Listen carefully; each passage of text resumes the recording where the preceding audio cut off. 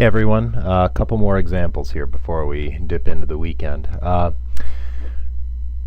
other type of inequality that we can work with are inequalities in two variables. Now, an inequality in two variables is an inequality that involves both a y value and an x value, and it takes an ordered pair in order to satisfy this inequality.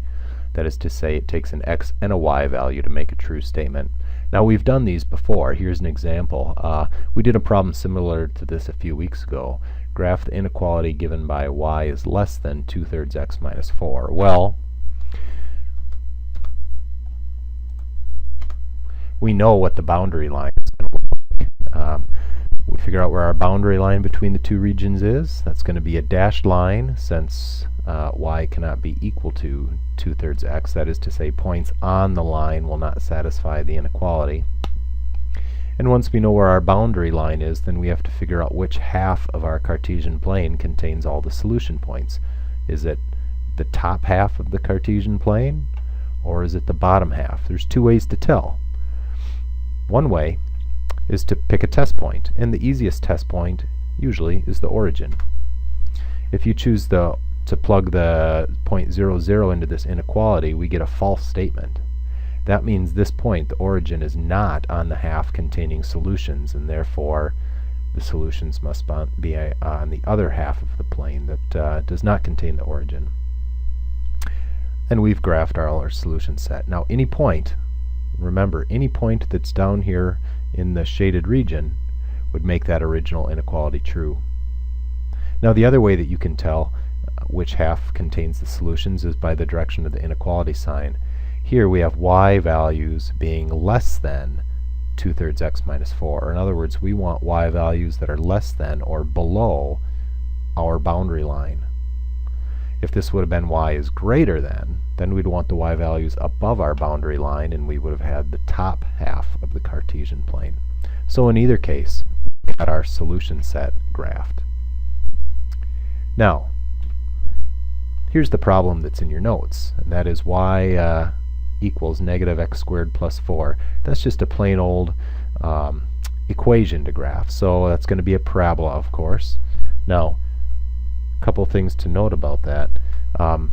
We know what that looks like because it's really just our base function of y equals x squared flipped over and then bumped up 4 units. So our original parabola would have been opening upward, but we flip it over and then raise it 4 units, and that becomes our new parabola. And approximately, it's pretty close. And of course there should be arrows on the end of this, but in my software I didn't put the arrows on there. Now, how would that look different if we were asked to graph y is less than negative x squared plus 4? Well, since y is less than our boundary line, or our boundary parabola here, we'd want all the y values below that parabola, or all the points inside. And so there's our solution region. Any of the points beneath the parabola would make that inequality true. And of course, the other approach we could take is to again test the origin. The origin is underneath the parabola, and the origin happens to make the inequality true. Therefore, the origin is part of the solution set, and we've got that region graphed. Now let's take a look at one more. Let's graph the inequality in two variables given by y is greater than or equal to x squared plus 5x minus 6. Now, we could find this parabola's location two ways. We could use the vertex formula, but I thought I'd take us through the completing the square process one more time.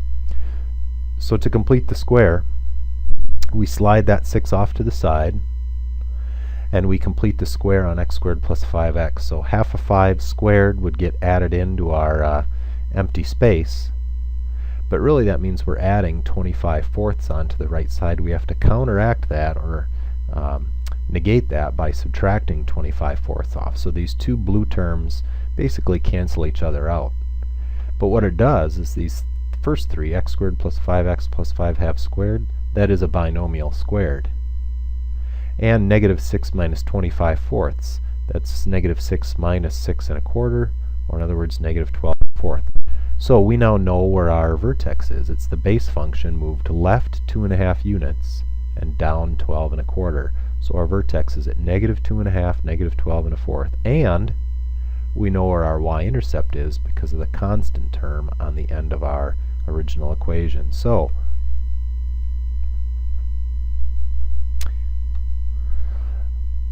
there's our parabola.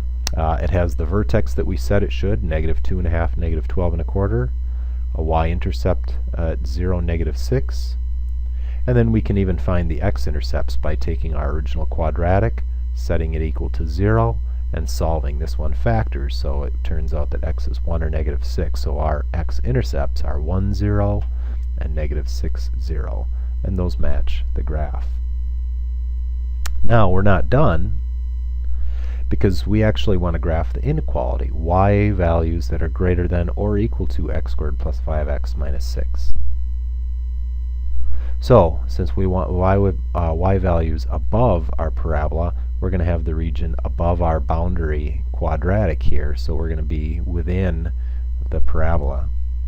And since it's also equal to, the points on the parabola would satisfy the inequality, and so we can keep a solid line.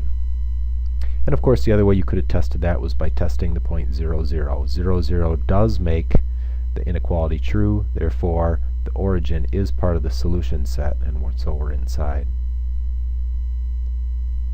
Okay, there you go. That should get you started. There was one more example in the notes, but it's very similar to the one we just did, and so I decided not to post that one. But by all means, stop by the Math Center, or you can use WebAssign to ask me if you have questions when you're working through the homework.